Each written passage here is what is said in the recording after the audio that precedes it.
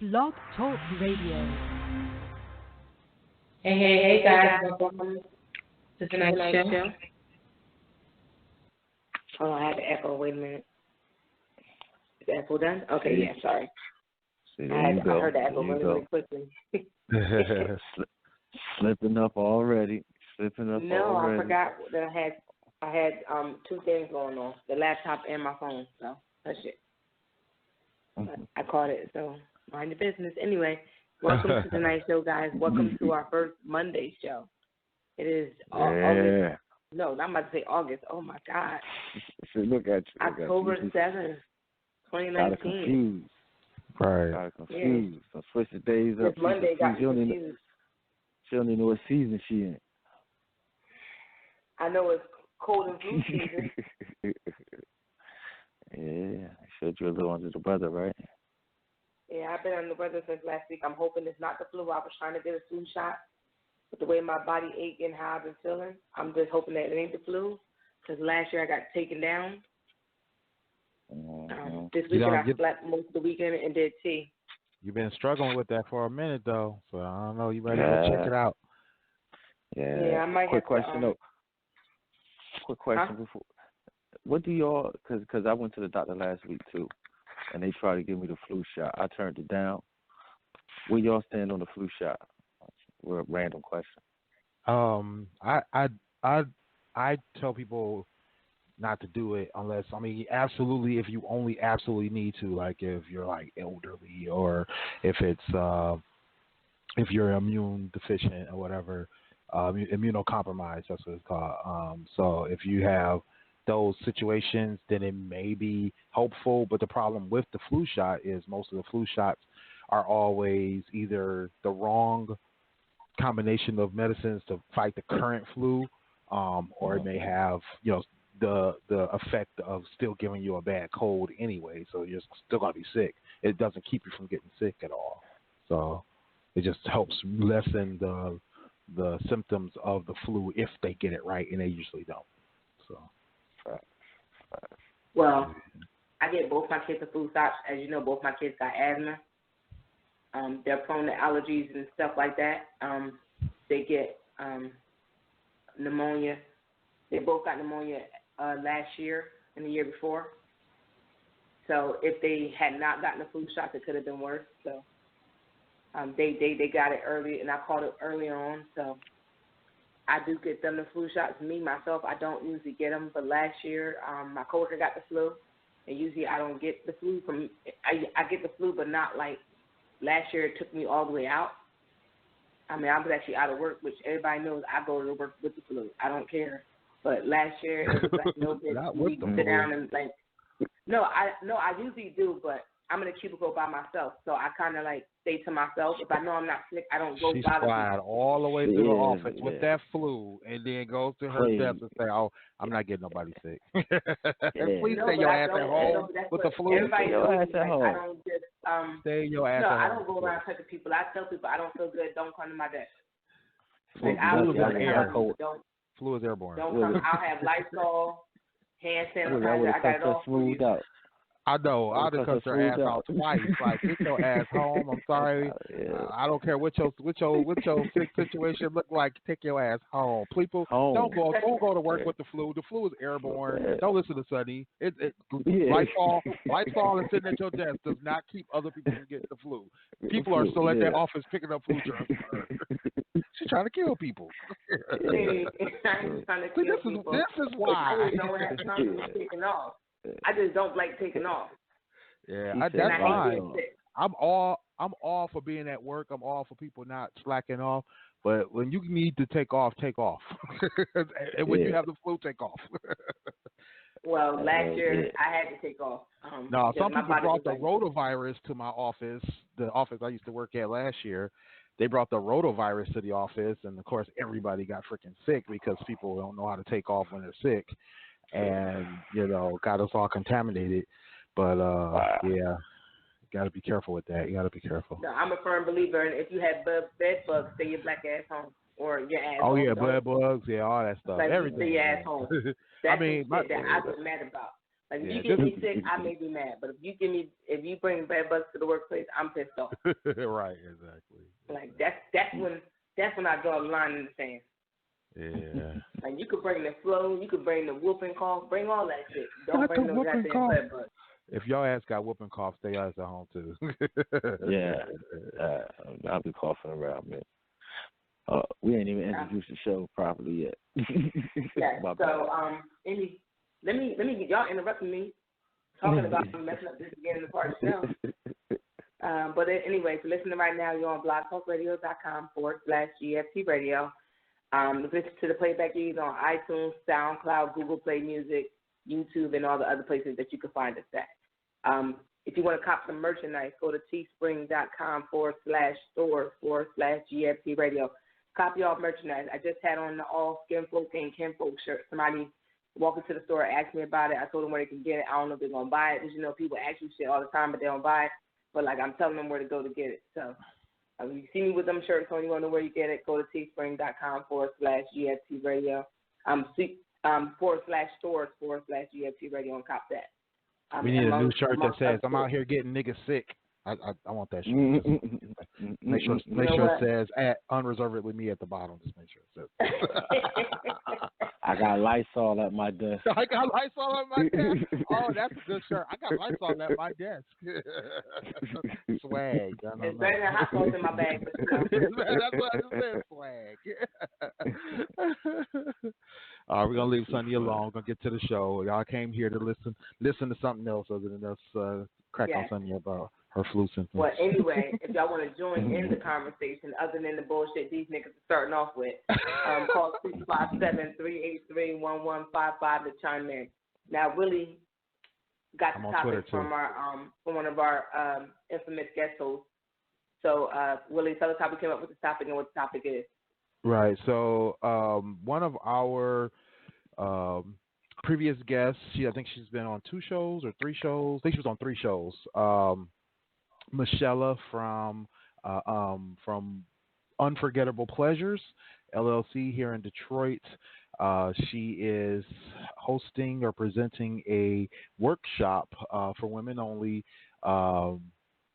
designed to help explore personal intimacy, personal pleasure, masturbation. Everybody's out there doing it. Not everybody, I guess, but we're going to talk about that. We're going to get into that. Everybody, most people out there doing most it. Most people. So anyway, we heard about the show, heard about the workshop, and sounded like a great thing to talk about because, for one, we're grown, and 2, we know that grown folks do grown things, so we wanted to discuss that. And definitely after I got a couple of tweets and a couple of emails and text messages about the counter topic to this, I definitely wanted to discuss that too. So yeah, let's get to it. Love me some me. So first off, I want to talk about the original image that we were going to have. And no, I'm not going to be cracking on you, but the reason I bring it up is Sunny had found the image of a young lady named Tweet who had a song out back in the early 2000s. I think it was 2003 is when it was released, and it was called Oops. And I think at the time, there was still a lot of, we had a good history of songs that explored sexuality, songs that explored all types of different, by the end we already had R. Kelly. By then we already had acts such as, what's my man with the deep voice?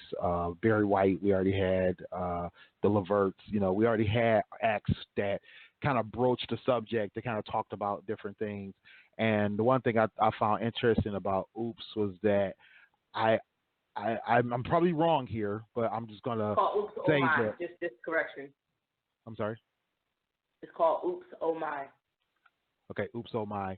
The one thing about that song is, I believe it was the first hit song by a single female artist that explored masturbation, self-pleasure, things like that, in that genre.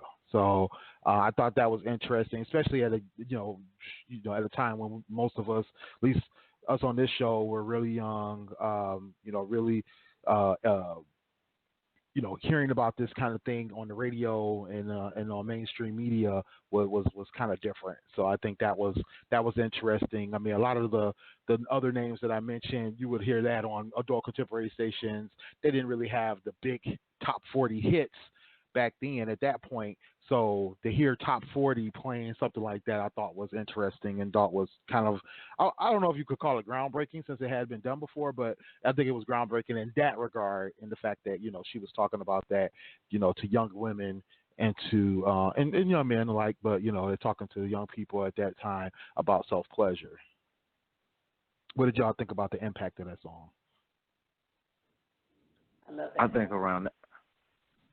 think around that time, that's when, a lot of the negative stigmas around sex, period, started to fade. People started to become more open, you feel me, on a broader scale. So I think she just, like you said, she wasn't the first to do it, but when she did it, it was at the right time to where it was like, the masses, and then, the internet had hit. That's when the internet really started buzzing, and, social media and all that really started, that's back when, Black Planet, MySpace and all that, but probably before MySpace. Yeah, exactly. Yeah, it's like during the Black Planet days and stuff like that. So that song, yeah, that song really was, it came at a perfect time. And like I said, I just felt like during that time, that's when them negatives, even from oral sex, dudes talk about cunnilingus and all that before it was taboo. You know what I mean? So around that time when she released that, I felt like that's when everybody started being a little bit more, liberated, open, and honest. You feel me? And then it was kind of bad too because, I guess in the music, like you said, it was a top 40 hit. That thing was playing. My younger sisters and little cousins in the car listening to that. Mm-hmm. Right, exactly. You know what I mean? It's like so when there's always a flip side to it. It's like you said, that was like a top 40 hit. So, it was no way. If you listening to the radio, you riding around, there's no way you got the kids in the car, that you weren't going to hear that song. You feel me? Right. Down there 20 times a day. Exactly. And they had Missy Elliott in it too, so yeah, it was bumping. Yeah. Yeah.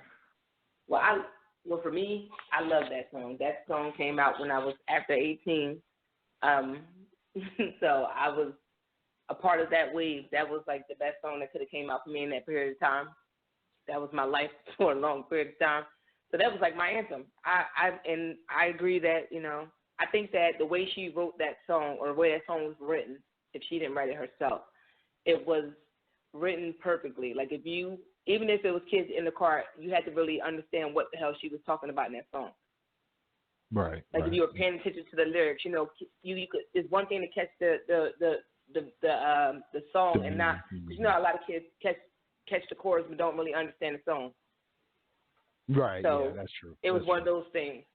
Because I know one of the songs, I remember one song, it wasn't nothing about that, but it was something else, and my daughter was singing, and I asked her, did she know what she was singing? And she didn't know. So I explained to her what she was singing. She was like, what? And I'm like, yeah, I need you to know what you're saying. But I think it was the way it was written, you didn't really understand what it was unless you knew what the hell she was talking about. Mm-hmm. But I think it was perfect for the time period in which when she came out into with it. I think it's like, I liked it for the actual thing, because it basically was talking about what we were talking about. So I was like, oh, this is great. It's great. I liked it. As soon as I thought of this, as soon as he had the topic, I'm like, oh, I know what I'm going to do the cover as. And then when it was like, now what she said, people don't know who she is. I'm like, people should know. People know. Nah, we're not gonna force people to have to go searching who this woman is on our cover. Random people.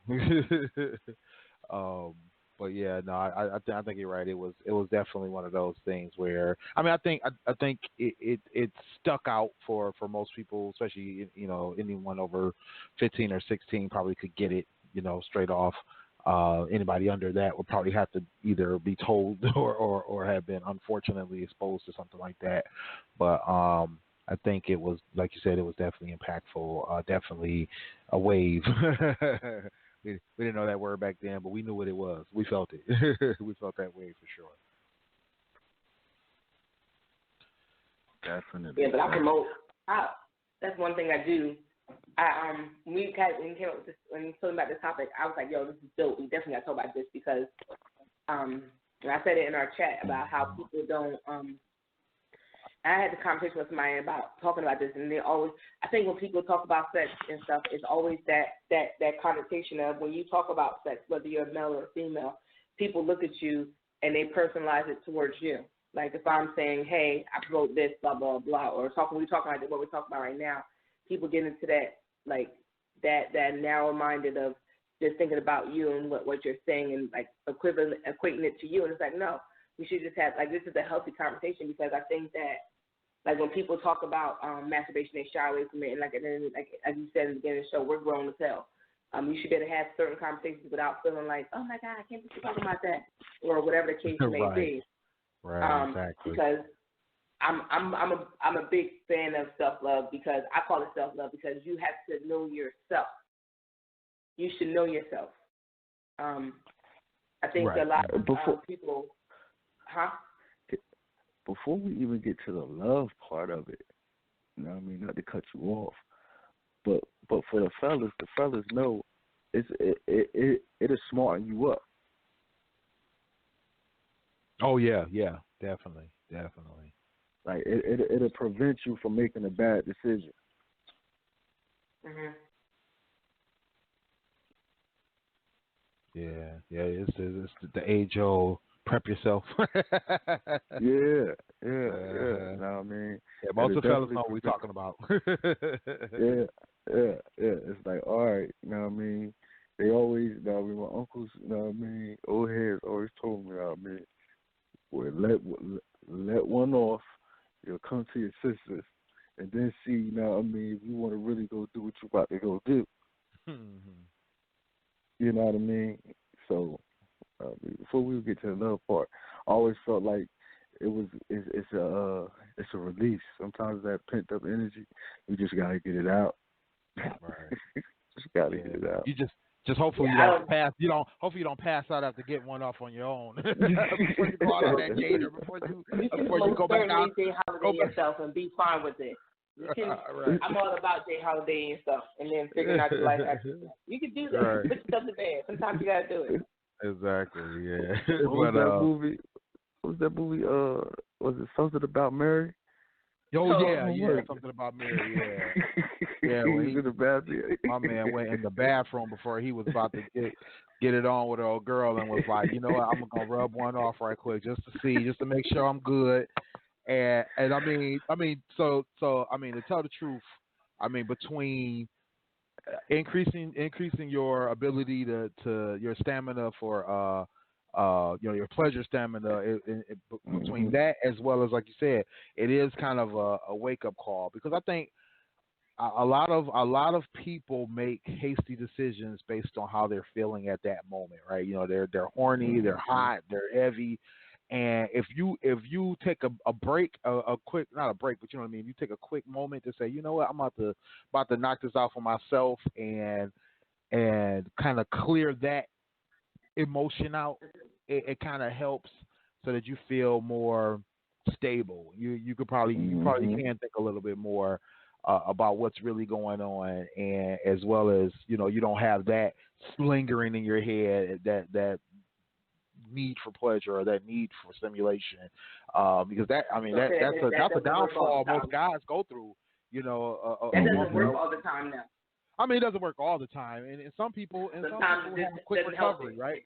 Right, and some people have quick recovery where it's like, you know, they can be ready again, or it might even stimulate them more. You know what I mean? So it may not work for everybody. I guess we do want to precursor with, you know, it doesn't work for everybody. I mean, not all people can rub one off and then end up in a more stable state, it may start something up. I know I've always heard that,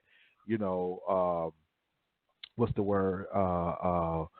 You get the geyser running, and he's coming, that kind of thing, or just, or even in the energy department where, you take one and next you exhausted, you done, you ready to go take that nap, that kind of thing, which it's like that it doesn't help in that regard, because then you're not paying attention to what's going on, and it turns the whole night backwards, right? So and like we have to acknowledge it's different for men and women. Yeah, that's not true. all, but for the most part, it's different. It's a different experience for men and women. Yeah. Yeah, I mean, just touching on that is that, we definitely can, and for the most part, for most people, most men can run one real quick, and seconds, couple minutes, where women tend to take longer. And back to Sunny's point in learning yourself is some women may not even know how to make themselves come in minutes, let alone a lengthier amount of time, in tens of minutes, because they just don't know their body enough, or don't know what touch they need, or what sensations they need. Yeah, and that's the thing, because I had people tell me that they don't do that, and I'm like, why? They're like, nah, because that's nasty. It's not nasty. Let somebody do everything else to you, but you're not going to do it to yourself. I don't understand that. It's a lot of things that I don't understand that people do when it comes to that type of situation, because it's like I said, you have to know yourself. And if you don't know yourself, how do you allow people to do stuff to you that you won't even do to yourself? Like, right, I don't understand that. And then you solely depend on somebody else to cause you to feel a certain type of way, and it's like you should be able to do that to yourself. Like, because how do you tell somebody how to do it? Like, what if you get somebody that can't do nothing for you? Right. Like, how can you tell them how to do it for you if you don't know how to do it for yourself? And therein lies the huge difference between men and women. You feel me? Because what I mean. I'm looking at a dude. I ain't judging nobody. But ain't no man. You only got one job. Right. We only got one job. You feel me? If you try to do any other thing, well, something ain't right. You only got one job. You know what I mean? That's the stroke. You know what I mean? That's it. If you trying to do any other thing, you trying to find. You shouldn't be trying to find no pleasure spots or none of that. You feel me? No, because that's not. I want to know. I want to reflect that. Only here's why. Here's why. It's not that you guys, but you should know what gets you. Like, some guys like nipple stimulation. Some guys like you to touch their ear or something like that. I've never pulled on my own ears. I never pulled on my own ears while I'm rubbing one off. Y'all shouldn't do that. But you should know. But no. I mean, to be honest, for you. No, but to be honest, I did find out that my nipples were sensitive from exploring myself before. Like, okay, what's this about that? So I was like, let me try it out, and I was like, oh, this does create some sensations that make things more intense. So I admit, that's something that some men should realize about themselves. Women, I think, can do certain things that we wouldn't be doing to ourselves. Like, I mean, I like getting a little nibbles on my shoulders, and then like you said, the licks on the ear, the blowing in the ear. I can't do all that for myself, so that's not going to happen.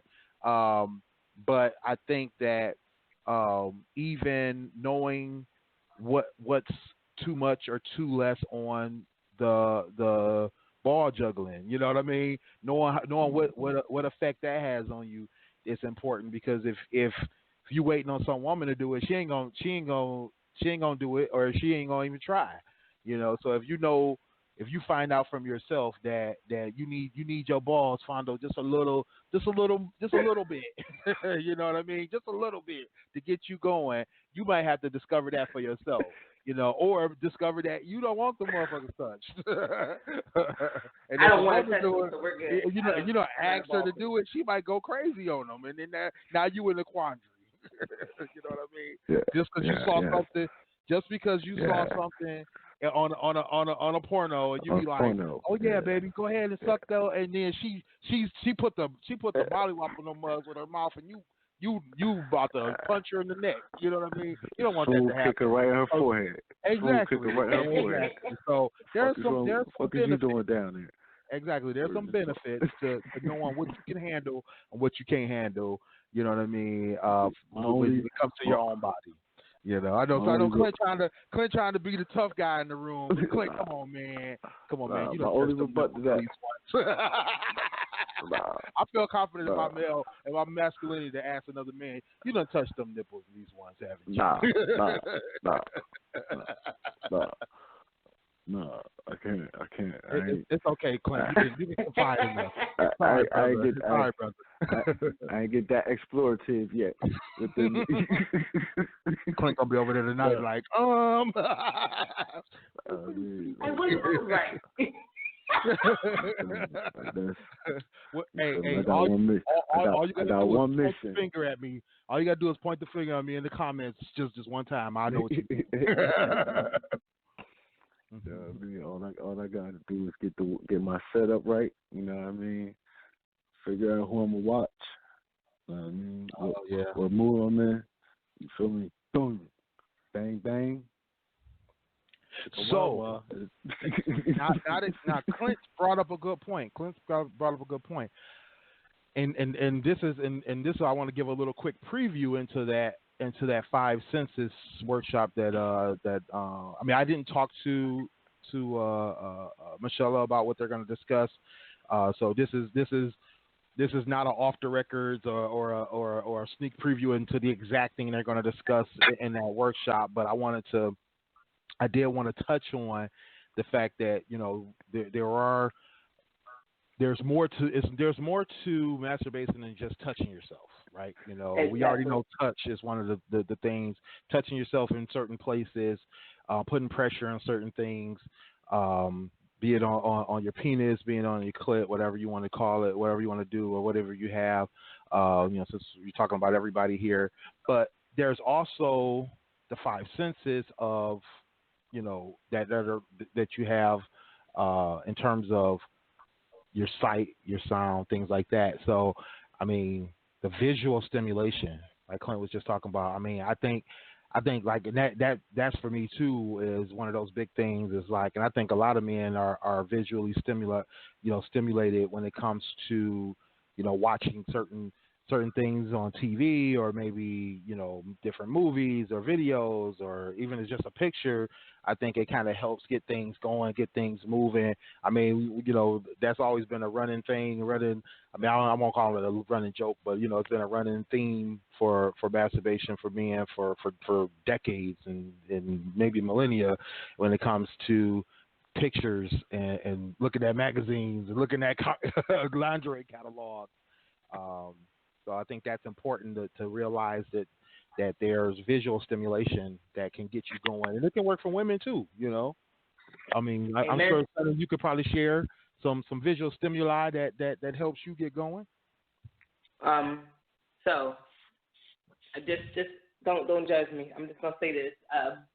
But for me, it's two things. It's the sight and the sound.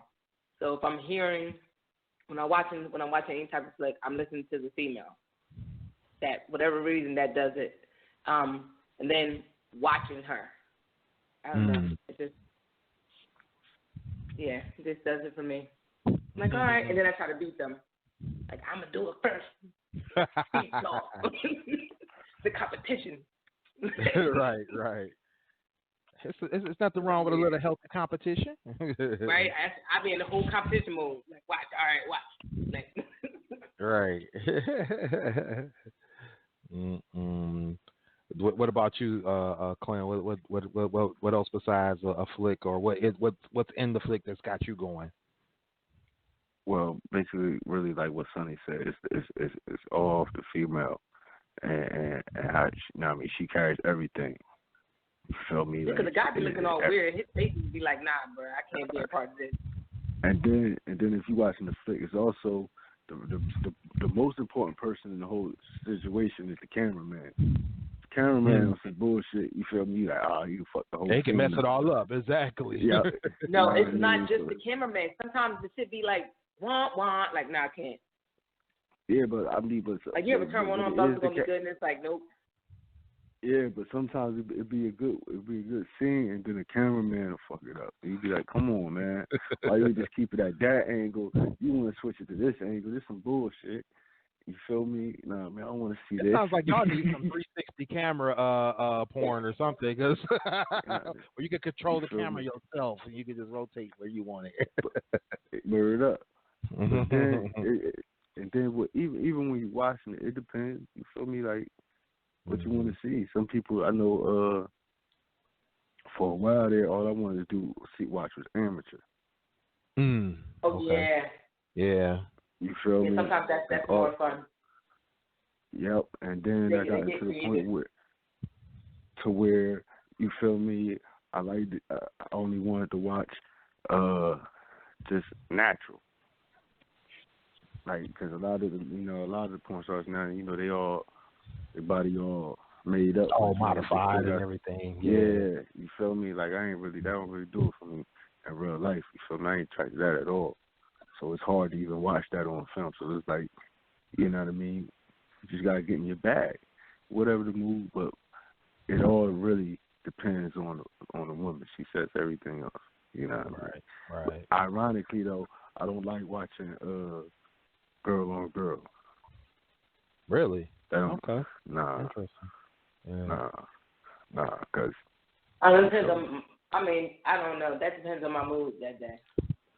I mean, for me, I mean, for certain stuff, especially in like the last like 5 or 10 years, it's just been getting some stuff is just over the top, right? There's saliva everywhere. There's people doing stuff with fluids they shouldn't be doing. It's just too much, and it turned that's the kind of stuff turns me off. It's like, bro, like I don't want to see all that. Like y'all just going too far. Y'all trying to be nasty for the sake of nasty, and it's just too nasty. You know what I mean? It's like if stuff like that happens in real life, that's one thing. It's like, okay, it just went there, but to see somebody do that on film, to me is like I don't want to see all that. That's just disgusting to me. Disgusting for no reason. I think that people get caught up in that, and then I don't know.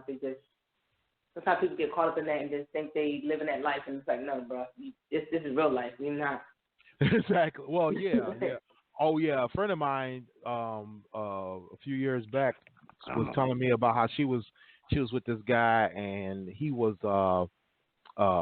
trying to do the spitting on her and the spitting on her in her mouth and all that kind of stuff. And she was like, I was just disgusted. Like, what would even possess you to do something like that? I'm like, he probably saw that in some porn movie and thought it was sexy. Like, that's the stuff they be doing, And it's like, or he probably saw it in a porn movie. He thought she was that. You feel me? He looked at you as that porn star. You feel me? You probably was talking all crazy to him. How freaky you is it?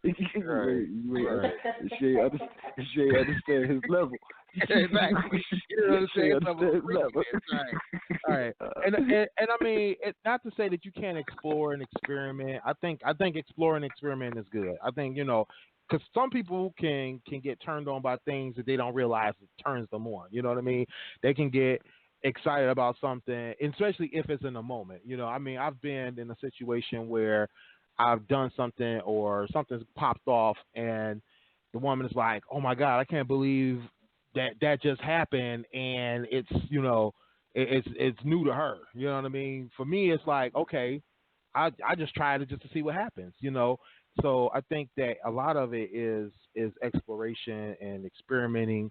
When you already come to the table knowing what you like, that's fine, that's great.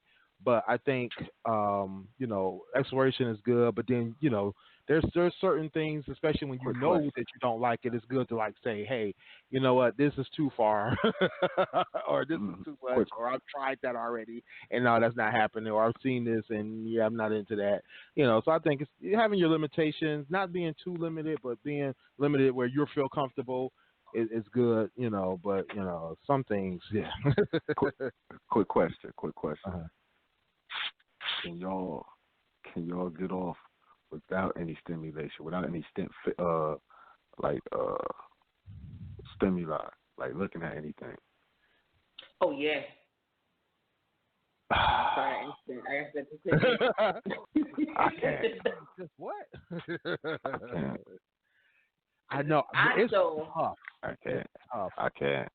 Yeah, it's tough. So strikingly, so it caught me. So man, that if you happened play to me. with them nipples, Clint, I'm telling you, bro. No.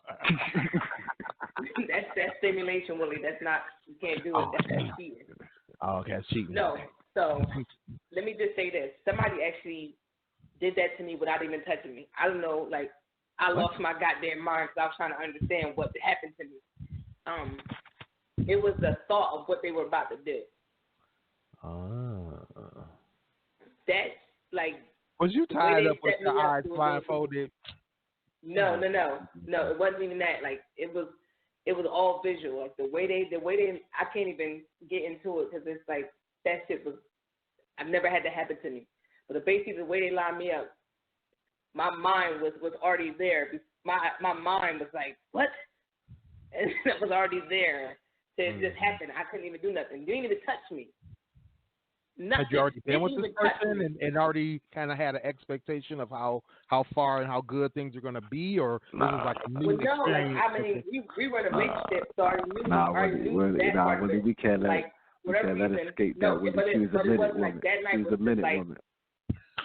No, but anyway, no, but that night was on some other stuff. It was on some. It wasn't even like wasn't nothing to go down. We was just chilling, and it went and took a story of its own. And I was just like, I was not expecting that. Like that shit lost me, and I don't understand how it happened, but it did. And I was like, yo, I gotta leave this fuck alone. That's crazy. What the wrong with you? I don't want to be a part of this anymore. So he was. I wasn't really talking about that. Wait, he was doing something not to you, but making motions at you or something, or what was? That's what I'm trying to understand.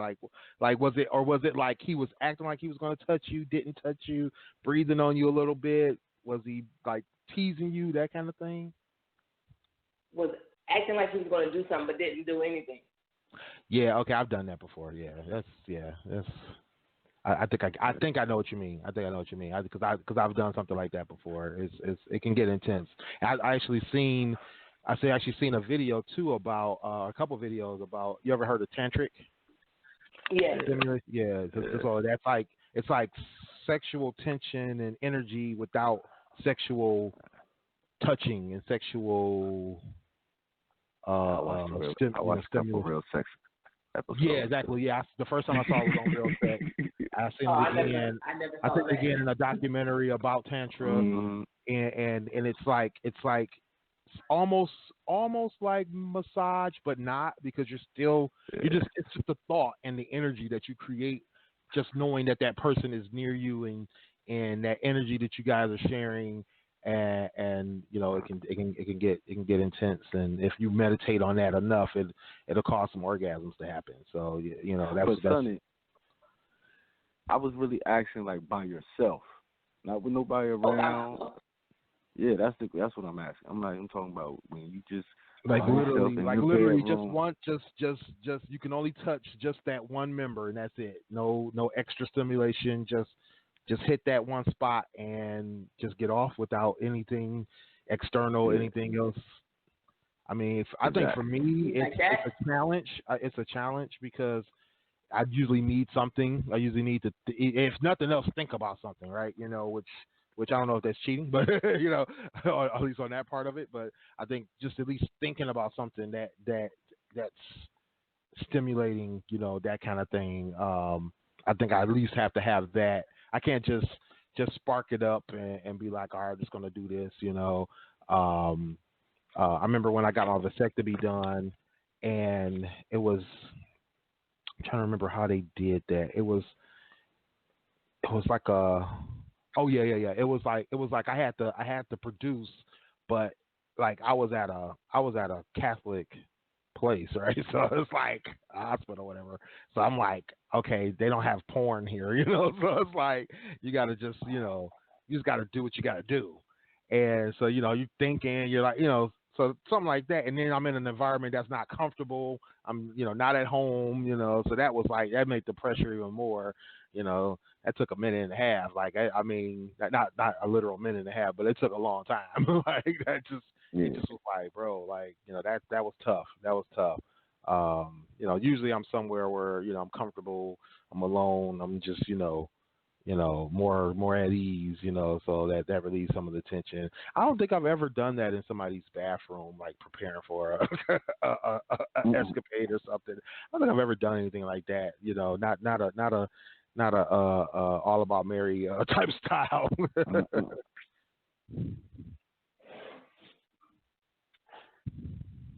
So I just want to understand the question properly. You mean not doing anything to yourself, but just that happening? No. Doing no. Like, have you ever just rubbed your clit and that's it, nothing else? Didn't touch anything else? Didn't just rub it off real quick, but only just did that one thing, and didn't look no at visual, no visual, no visual, auditory, no hearing, nothing. Yeah. Oh yeah. Oh yeah. Yes, I can't do that. Okay. I can't do that.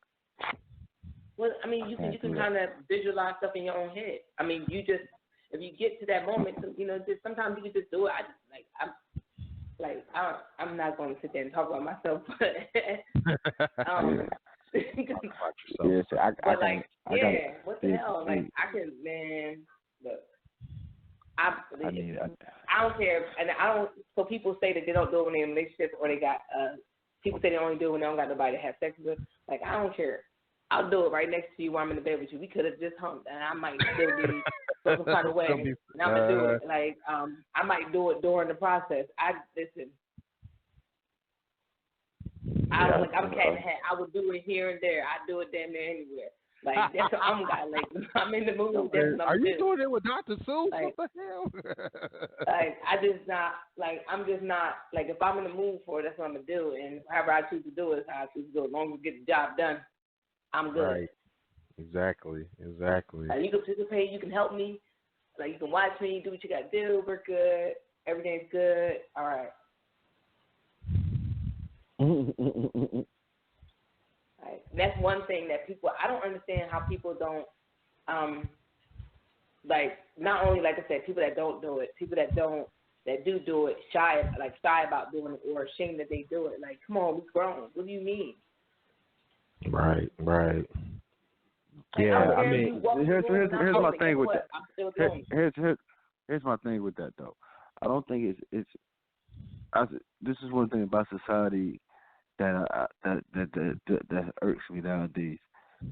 I don't necessarily like shame is good. Shame ain't always what we trying to make it out to be.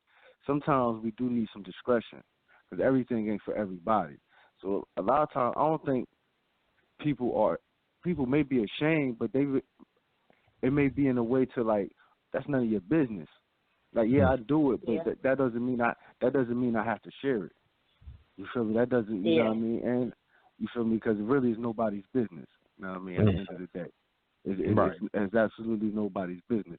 So when I look at it, it's like, remember I was telling y'all that story about the young girl, and at the time when my little brother was in junior high, and she was talking about how the other young boy was licking all over her body. You know, they couldn't be no older than 12 or 13. You feel me? There was no shame there. There was no discretion. You feel me? And the only reason why she felt comfortable talking like that in front of adults is because we've created that environment where we think it's cool. So sometimes, you know what I mean, I don't think people are ashamed. I just think they feel like, all right, it's some need for discretion. You feel me? Mm-hmm. And certain settings. Like within this conversation on this phone line, if anybody calling here, you already know what it is. If you all listen to us, you already know what it is. You feel me? So it shouldn't be no shame here. You know what I mean? It's going for talk radio, but but so like I don't get mad at people when they don't really want to talk about it, or you know what I mean? None of your motherfucking business. Well, no, I don't get it. get mad that they don't want to talk about it either. I just feel like you shouldn't.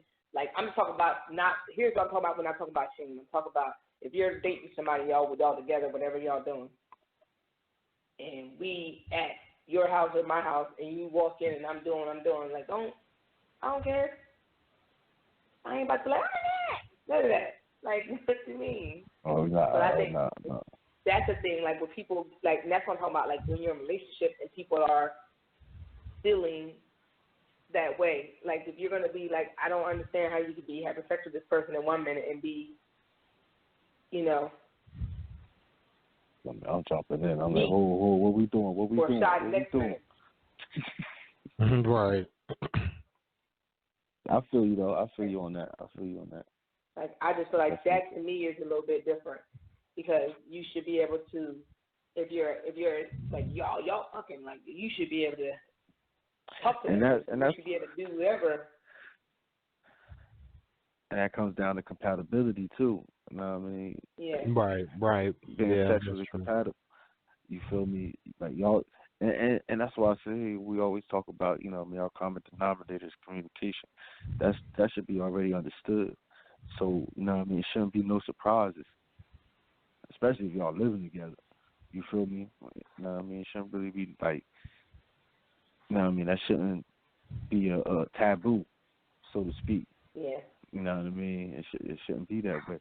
Y'all should already know. If it is that way, that situation need to be fixed immediately, or the relationship ain't gonna last. That's enough to end the relationship. You feel me? Like, because it's gonna lead to infidelity if y'all two ain't on the same sexual wavelength or compatible. Like, it's just right. Yeah. It definitely can happen. Yeah. I mean, I think a lot of times people have these unrealistic or closed-minded viewpoints because of how they've either been raised or what they've been exposed to. And if you're told something's nasty, if you're told something is what you shouldn't be doing, then you're going to believe it, right? A lot of times, some people will venture away from that teaching that they had, but a lot of people, for the most part, will stick with what they've been told, especially if they believe in what that person explained to them. When one of the messages I got about this particular topic was an article about one of the Mary sisters and her thoughts on self-pleasure, masturbation, things of that nature. And she said, "Where does God go when you're doing that?" And as soon as I heard that, like, what she said, "Where does God go when you're pleasuring yourself?" My thing was, where you always been at. Exactly. My thing was, he ain't coming around when I'm having sex with another person either, though. Like, I'm not. This isn't a show for Jesus. Like, I'm not sitting over here like Jesus. I'm about to have sex with this woman right here. Come on down. Let's do this. Like, that's not what I'm thinking about. I'm not thinking about praising the Lord at that moment. I mean, I'm gonna be praising the Lord, but for a whole different set of reasons, So I think it would that statement by itself was kind of ignorant to me. But then I also thought about it like this, like, people will hide behind either Bible morals or just self-denial, not realizing that it's not about being nasty, it's not about being disgusting, it's not about being ungodly. It's about just knowing yourself. Maybe you need pleasure. Maybe you need to have some practice. Maybe you need to understand what your sensitivities are, or maybe you need to just get off, whatever the case may be. I don't think that anybody who is open-minded enough is gonna be No, I'm sorry, I just chose the wrong words. I don't think anybody who's been closed-minded enough is going to be able to understand that that's just all it is. It's not about, these particular things and these scare tactics and this fear. But I think that, people are gonna put their trust in what they put their trust in, and I trust that I have enough sense and sensibility to control myself and control my urges and do this when I need to do it, and not in a compromising situation or when it's not appropriate or anything like that. Just like any other sexual act, Go ahead. Mm-hmm. Here's the thing, not to cut you off. This is how I feel about that whole situation when you talk about the Bible. This is and how people bring that religious aspect to it and try to demonize it. You know what I mean? Mm-hmm. Human nature, like we can become, like when we chase our low desires, like we could just become some like nasty human beings, like where that's all we think about and that's all we want to do. You feel me? What I think when the Bible was written or whatever these religious texts, I only look at them as guides. You feel me? I thought whoever wrote them or whatever, this is just my opinion. You feel me? They studied human nature and they understood human nature.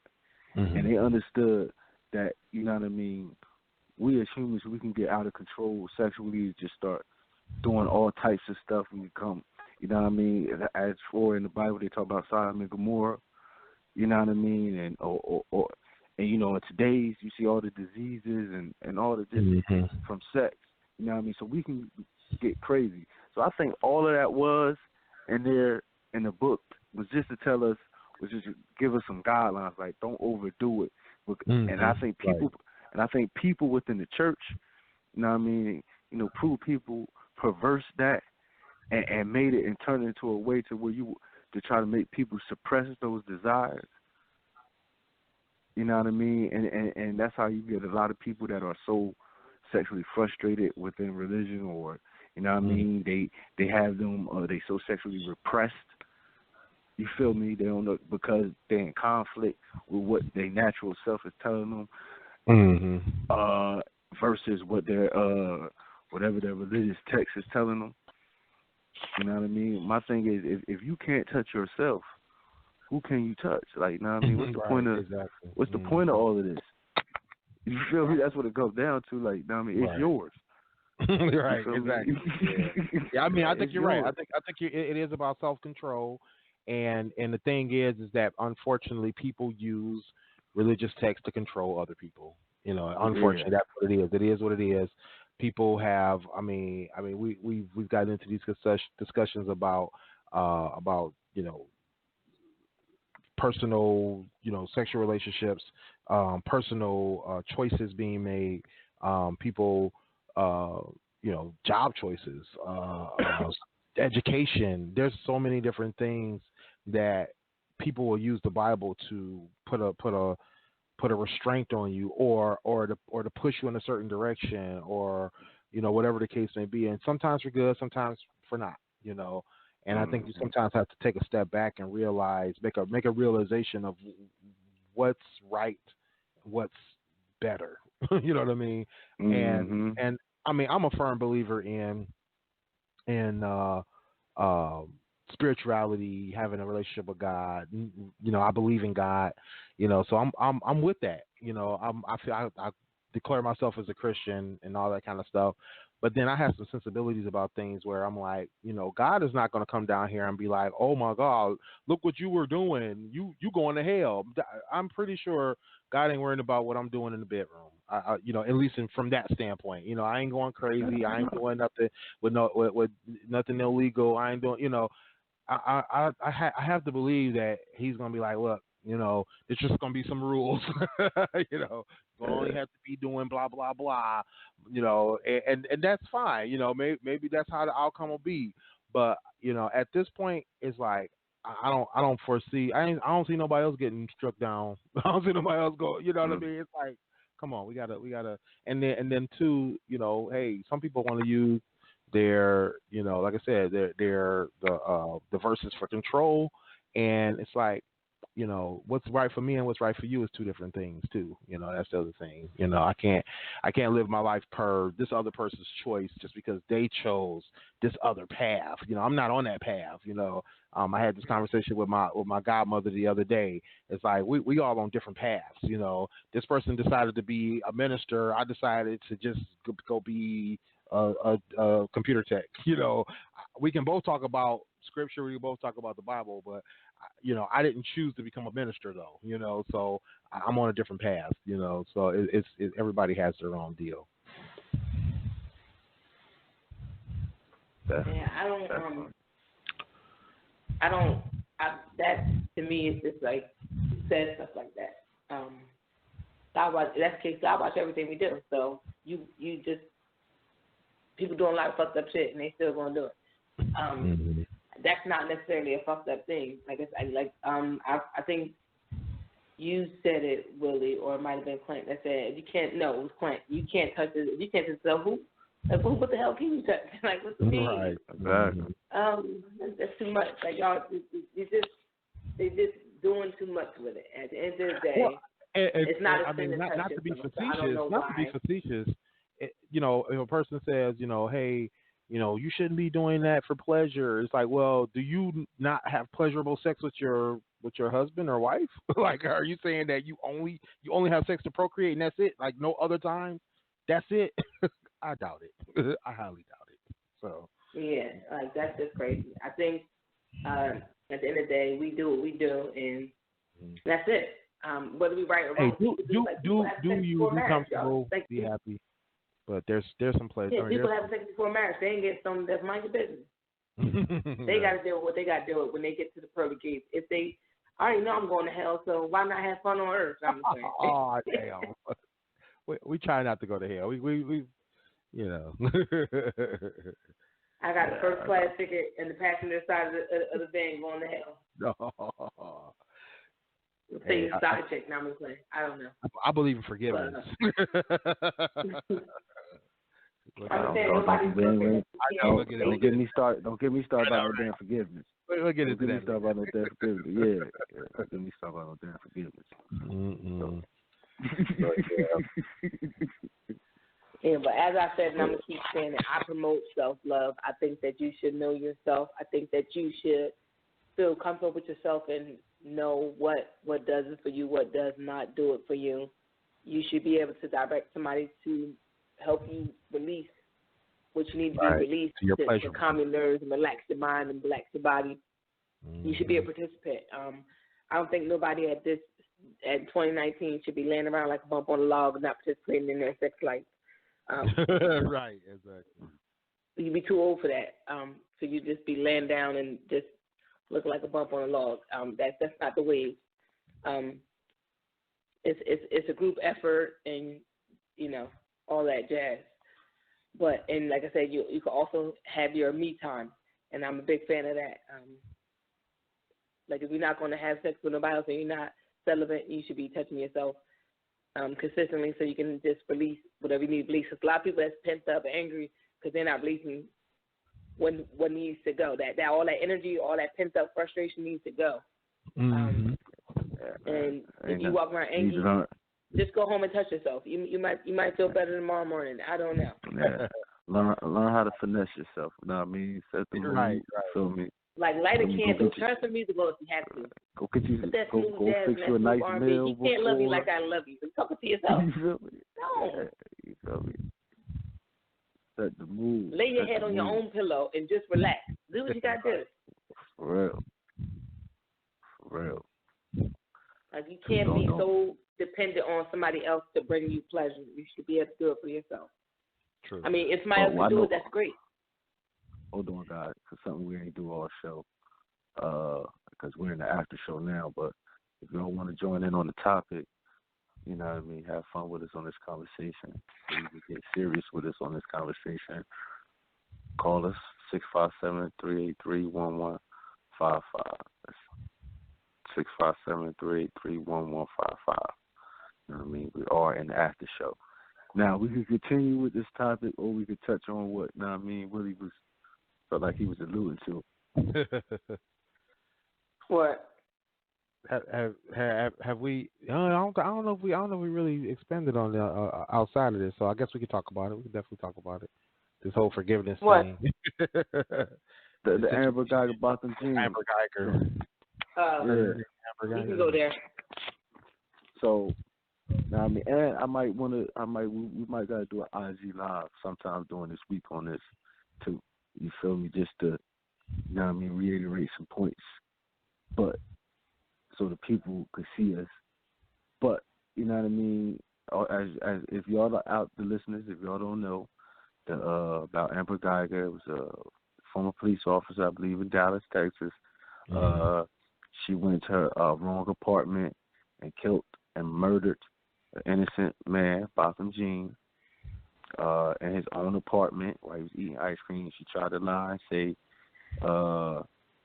she made a mistake. She thought it was her apartment because I think her apartment is directly below his, or what have you. So I'm pretty sure most of y'all know the story or whatever. You know what I mean? And now we're dealing with the aftermath. She was found guilty of murder, sentenced to 10 years, which is a travesty in itself. But Poor shit. yeah, what I have a issue with, you know what I mean, and a growing issue is this whole, you know what I mean, black people being we way too forgiving. Forgiving. It feels like, you know what I mean, we're kind of, it's almost pathetic. It's sort of like, you know what I mean, we're trying to tell them we're good people, you know what I mean, we forgive y'all. It's like we're pleading with them for acceptance. Right. You feel me? And you know what I mean, I felt like what the judge did at the end of the trial, getting up, treating her like she was a victim, treating Amber Geiger like she was a victim, hugging her, giving her her Bible, and all this nonsense. You feel me? You got the bailiff caressing her hair, rubbing her hair, you know what I mean, trying to console her, or what have you. It's like, you know what I mean, y'all making this woman out to be like she's a victim. Right. You know what I mean? Exactly. And when this stuff continues to happen to us, you got then, you know what I mean, I know a lot of people, you know, everybody's like, well, the family, we shouldn't say nothing about the brother because, you know what I mean, people mourn how they mourn.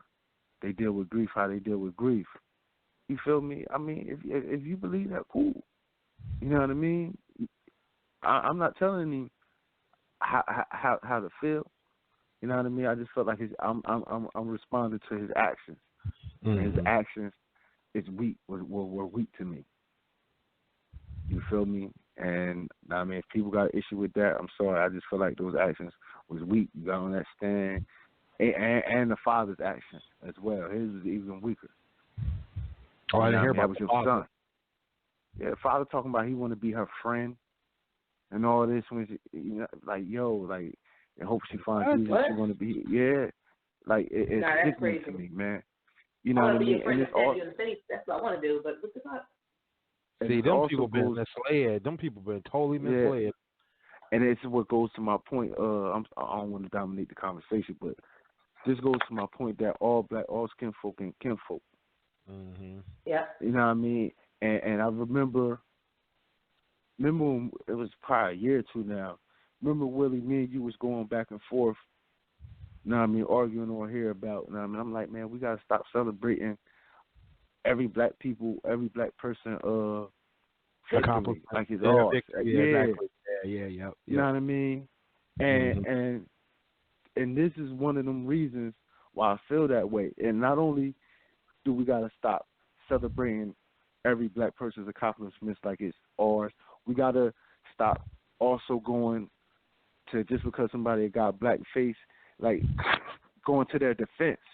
Mm-hmm. Right. Yeah, that's true. As if we they got caught black up people on that a couple times with the wrong, the wrong thing. That's true. And they don't got the black people as a whole. You know what I mean? They don't got our interests at heart. You feel me? Now I understand that's a personal situation. Their family, that was his brother that got murdered. But at the end of the day, you know what I mean, how you handle stuff publicly, you know what I mean, that still reflects.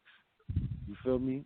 You know what I mean? And then that's what we got to learn as people, as a community, as a black community.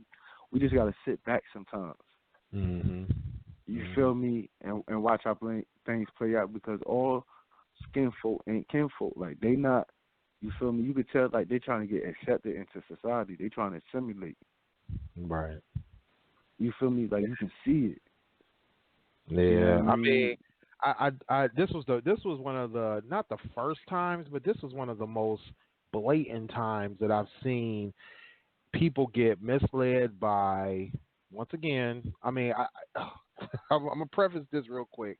I'm a Christian. I'm a firm believer in the Bible, but I also understand how to read the Bible. I also understand how to interpret what's there on that text. I don't let other people interpret that text for me. When I don't understand, I'll let them do that so that I can get what I hope is a better understanding. But then I'm still gonna have to go back and figure out some things for myself. I think that people allow others to read that Bible for them, and they allow others to give them the guidance instead of taking the guidance that's really there on the paper, or trying to understand better what's happening. And not everybody has good interpretation skills, right? Not everybody knows how to take a step back and make the realization that although this Bible was written under the inspiration of God, it was written by men. It was written by humans. It was not written by God. It's not God's words directly out of his mouth. It's interpreted through a human. It's still people. And then there's people who have manipulated it. And there's people who will manipulate it as they read it to you. And there's people who will manipulate it as they don't read it to you and just tell you what it says. And that's the problem, is that people accept that information and they let that guide them instead of allowing the real text to guide them. So let me go back to what I was about to say. The thing is, these people have been misled.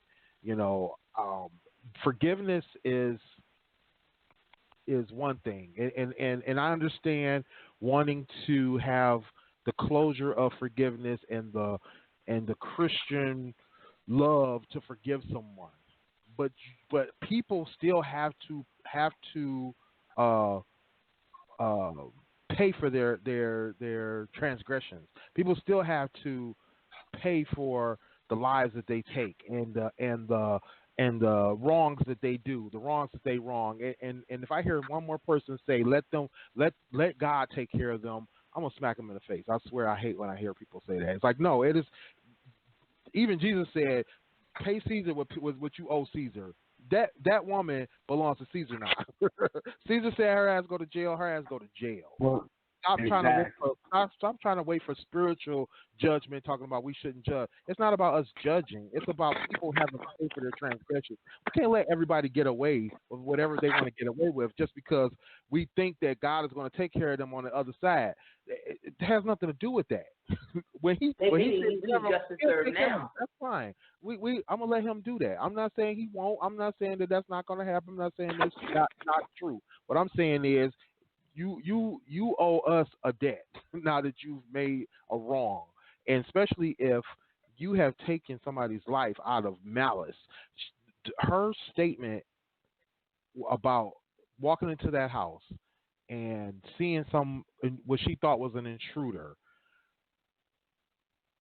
I'll put my life on it that she did not tell him to stop, raise your hands, and blah, blah, blah, blah, blah, all the other stuff she claimed she did. I already know she didn't do that. I know 13 and a half hours into a shift where she was working with SWAT, kicking in doors.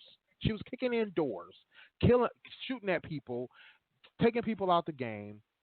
She walks into her house and she sees what she thinks is a big black man standing in her living room taking her stuff.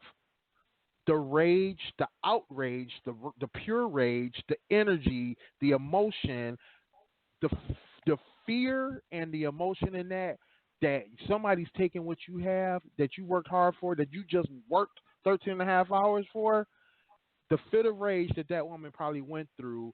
Not, again, not to say that it is right, because I think she was stupid that she drove all the way up a whole extra floor and walked through a whole hallway without realizing, and put a key into a door that didn't fit. Ignorant. And still walked in that room and got all those emotions built up, pulled her gun and shot him twice in the chest without even saying one word. I bet you she did not say one word to that man. Not one. She starts shooting Hold first. on, guys. We got a caller. I want to get them in. Yes. Caller, you on the line with GFC Radio. Hi, how are you? Find yourself. Just wanted to say, who we talking to? Y'all conversation. The masturbation with y'all guys are hilarious. Comment. I will only want to make one comment about the masturbation, and then I'm going to go on Clinton about the I guess forgiveness thing.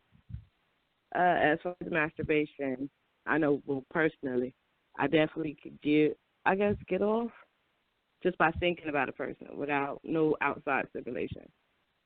And I don't need to see the person or nothing. I guess I can all do it in the moment.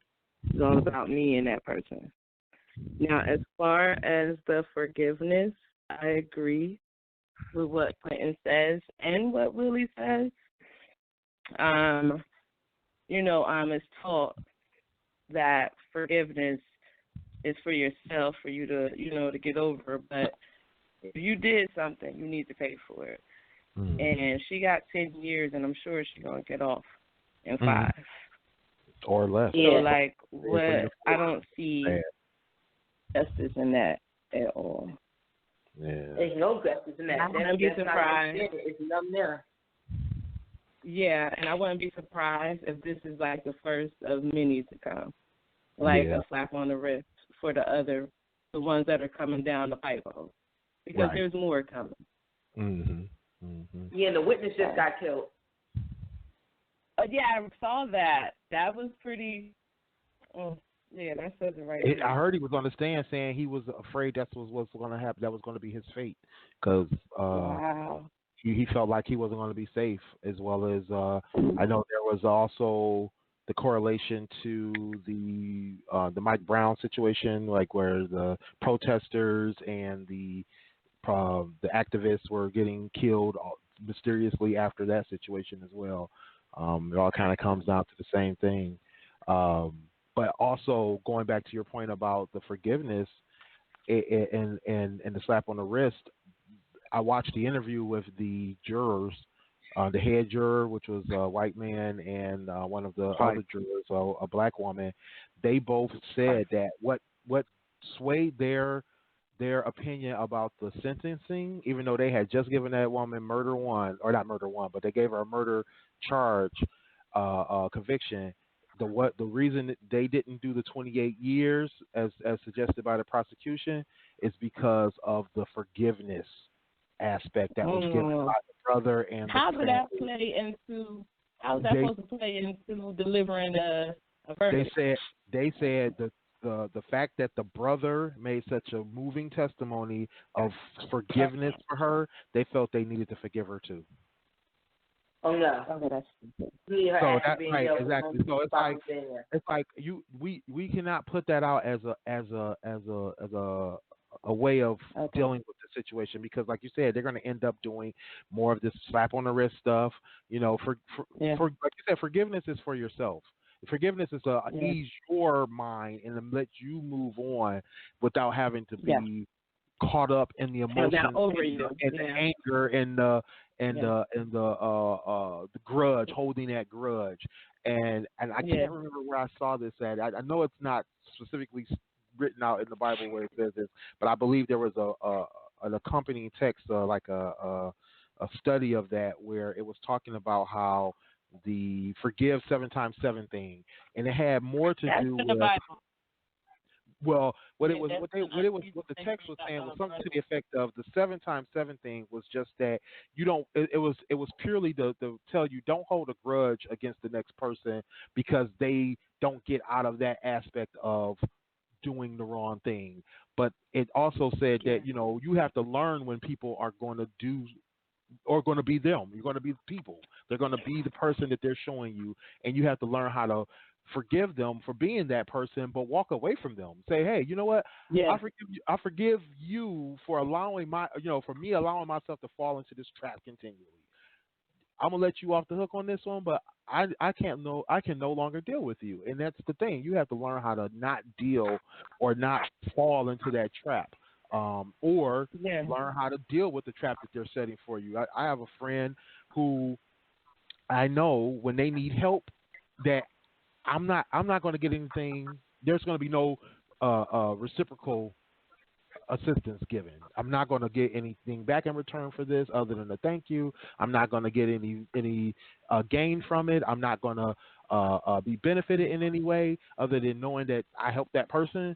But that's not what I choose to do. You know, it becomes on me. I have to now take that responsibility to say, you know what, I know, and then I now have to limit myself to say, you know what, I love you, but I can't afford to do this for you, or I can't give you this time, or I can't give you this time to do this, or I can't be this person that you need me to be because I have to limit what I'm giving to this person because I know there's going to be no reciprocal action taken. I'm not going to get that same energy when I need them. Yeah. You know, so you have to learn that. You have to be able to say, so I forgive that person. I'm like, hey, friend, I forgive you for being, you know, a one-sided individual, one-sided assistance, but you know, I'm not about to be mad and angry, you know, knowing that that's their nature or that's their situation, you know, that they can't help it, you know.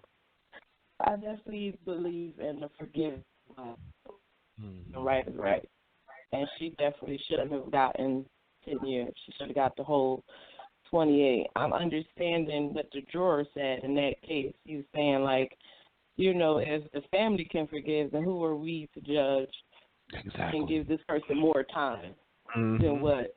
So what the family so is. That, the family is. I totally disagree with that. Asking for the, then why should we do anything different? I disagree that they did that, but I disagree. I know that they're going to allow that to be the reason. They're going to allow that to be the justification. They're going to be like, oh yeah, we're going to use this as justification. You know, that we allowed this woman to walk away. Everybody wanted to give her the benefit of the doubt that was in that courtroom, besides the man that's dead. That's what's killing about it. Well, but besides the fact, just by their attitudes and how their behavior was towards her, it's like you already set up the verdict before the verdict was already there. Yeah. Yeah. That whole thing is fucking crazy. And here's one last still point. An insult. Yeah, here's one last point I want to make on that too, right? This let's just throw out all the racial things. Let's throw out the forgiveness. Let's throw out all that, right?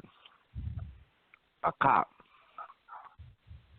He's been on the force for quite some time. A cop. Police officer. Goes to her wrong apartment, right? Yeah. And like Willie said, was unaware that it was her wrong apartment. Obviously, didn't announce that she was a cop. Didn't ask him to freeze. Didn't assess the situation. She just backed out, pulled out her gun, and immediately murdered a cop. The only thing I and then when she got on the phone, when she called the ambulance, when she was called 911, when she got on the phone, she literally said, "Oh, I'm going to lose my job." Whoa. Yeah. Oh, she said I forgot about that one. Yeah, she was more concerned with her job than anything else. She was more concerned. She wasn't concerned about that man's life that she had just taken. The fact that she was real tears right there. on that? The real tears on that. It was real tears that she felt like she might actually possibly. She was crying because she thought she was gonna lose her job. Yes, that was real tears for that. Those are real tears. But I'm sorry. One more point I want to make too that I thought was an interesting point somebody made. I forgot who said this. I watched this on somebody's live. They make the point that the another issue with this forgiveness thing is whoever asked for it. What white person has ever asked for forgiveness from a black person, has ever said, "Can you please forgive me?" Which one of them has ever done that? And they just offer that forgiveness so quick. And it's like, bruh, like, calm down, slow down, think about what you're doing, you know. And I'm all for spiritual comfort. I'm all for feeling like you need that connection to be removed, but you got to slow down. People got to slow down because it's going to be used against you. We now see it's going to be used against you forever. So. But the point I want to make is like, one thing I can't stand is when a person plays on my intelligence. And if the story is not adding up, which it didn't, like, why are you still giving her a 10-year verdict? Just like you can't go into the wrong place, you know, and everything else. I thought that they proved that she knew this guy, that they were acquainted or somehow. So they didn't have any history, or she just walked into the... I think that was, so the one thing I saw was, and that was early on in the whole investigation, was there was some kind of picture that people were trying to put out and saying that they were acquainted, but that turned out to be false. And actually, if you look at the picture, the woman was a completely different woman than who was on the picture. People were just going off of the energy of it.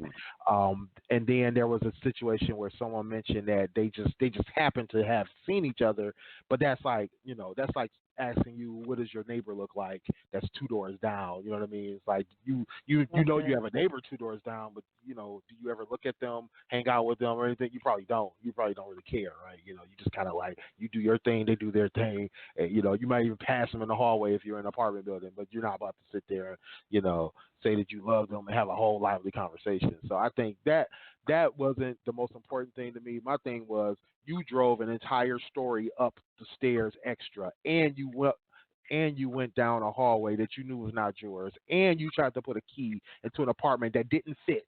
If the key don't fit, she wasn't fit to be a cop.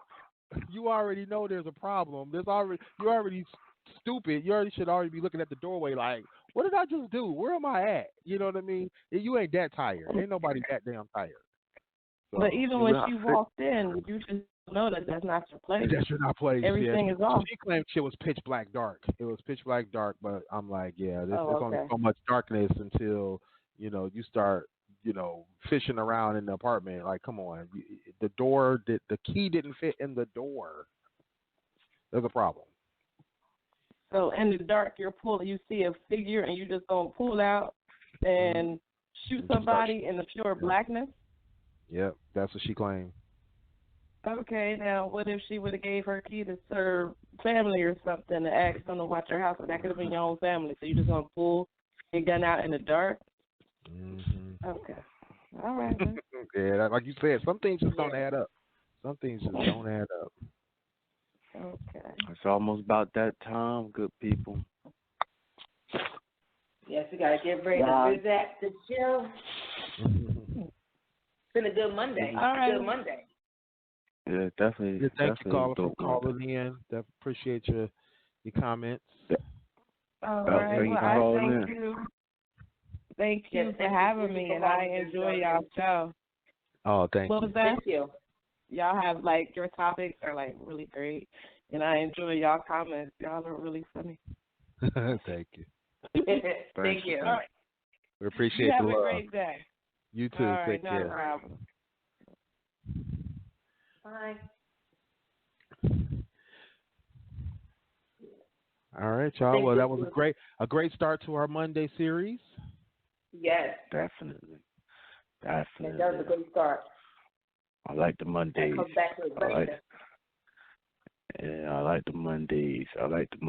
Start the week off proper. Start your week off with some grown folk talk. You feel me? Set your week off right with some maturity. Mm-hmm. Exactly. Apparently, laugh too. You know how we do radio brand. We grown. We real grown and sexy. This is all right now. Right. Well, y'all know where y'all can hit me at. Y'all can hit me on my blog, akingstruth.com. Snapchat King's Truth. I just drew a blank right there. And that's Twitter how at that's what happened to me. And Twitter at E Trenton Grooming. It's your boy Willie Styles. You can get at me at Willie Styles everywhere. That's STYLEZ. WillieStyles.info for all my links. Make sure you hit me up on Snapchat at Willie.Styles. I'll forget. But everything, I know, right? Everywhere else is at Willie Styles. That's Facebook, Twitter, Instagram, all the good sites. So, yeah, so get at me. And, of course, it's your favorite girl, Sunny. I am Sunny_D. Instagram, Snapchat, and Twitter. Catch me on my blog, unreservedlyme.com. Like our Facebook page, GFT Radio Show on Facebook. Follow us on, now y'all make me do it. God damn it, you fuckers. Instagram and Twitter at GFT_radio. Follow our website, GFTradioshow.com. Get y'all merch, teespring.com/store/GFT Radio. Get that merch. Again, catch us on SoundCloud, Google Play Music, iTunes, YouTube, on Blog Talk Radio on the playback. Ask Alexa about us. Google us. We everywhere. Everywhere. Yes, everywhere. See y'all in 7 days. Yes. Bye, guys. Holla.